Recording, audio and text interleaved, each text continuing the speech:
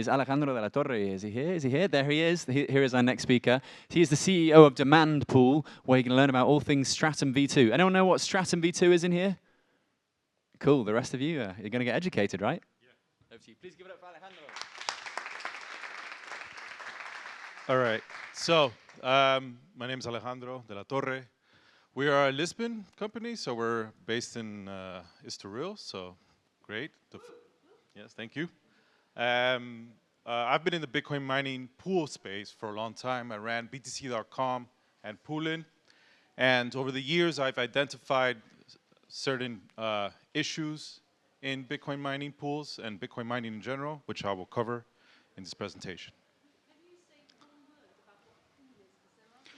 Yeah, so, okay, good. Thank you, Rachel. So a pool is a aggregator of hash rate. If you are a miner, you connect to a pool because this will increase your chances of finding Bitcoin. If you mine by yourself, so if you are a miner and you point your hash rate or your computing power to Bitcoin, your chances of finding Bitcoin are way less than if you connect with a bunch of other miners and connect to the pool. Does that make sense? I hope so.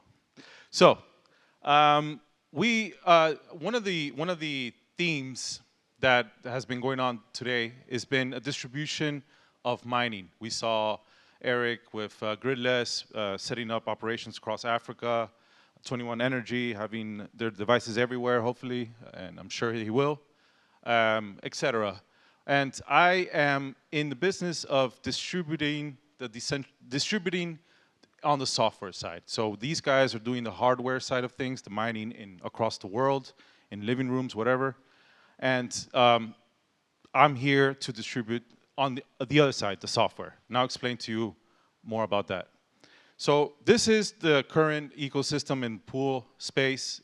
We can see that the blocks, these are Bitcoin blocks, and I didn't put any names, but pool A, B, and C, essentially pool A and B here, are making all the blocks, and that is a centralization risk. This is currently the pool, the world pool, the global hash rate pool pie chart, and you can only see a handful of miners, of pools, sorry. And over here you see Ampools and Friends. Thank you, Konomi, for that one. Basically, a lot of the pools nowadays are even more centralized in the sense that they're actually just a front end providing their block generation to one very large pool, in this case, Ampool, which owns 23% here, but if you add their proxy pools, then it's more like 33. So essentially, you've got two very large pools owning or creating more than 50% of the blocks in the whole entire Bitcoin mining pool ecosystem, which is a huge issue.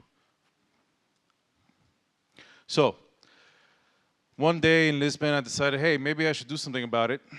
And after I went to surf in Carcavelos, I called my friend Francisco, and I said, hey, man, let's start a business. And my other friend, Filippo, who was the lead developer of Stratum V2 open source reference implementation, he built the whole entire open source Stratum V2, and I'll explain to you what that is.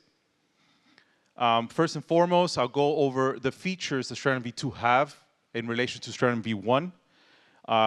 Stratum V1 is very old software.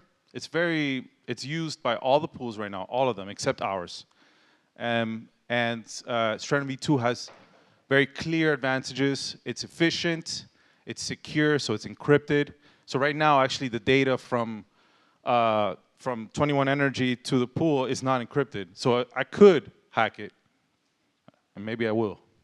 And that is no longer the case with Stratum V2 because it's encrypted. It's versatile in the sense that it's totally documented, specified. Modularity has been built from the very beginning as a sort of foundation for this software, for this protocol.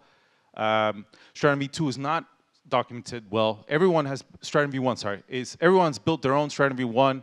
No one really knows how. Like every single other pool has a different way of building Stratum V1, which creates chaos. And so Stratum V2 fixes that. And then we've been working very hard over the last year on certain features that is just in our pool. One of them is our payment system. It is a transparent payment system.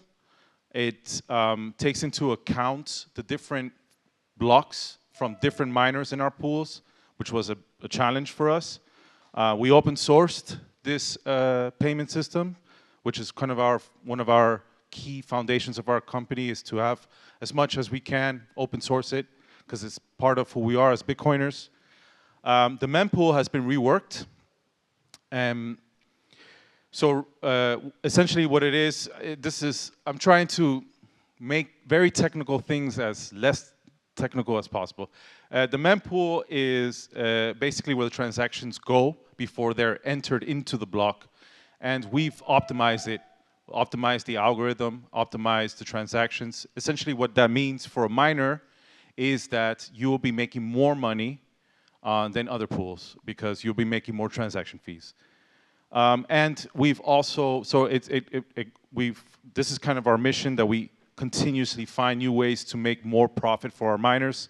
We have merge mining and all that kind of traditional ways to make more money in the pool, but we also have a non-standard transaction, which will allow for all these Bitcoin layer 2 companies to use and to create whatever it is they want to do, and we can actually throw all those transactions into a block, which will then, again, equate to more money for the miners.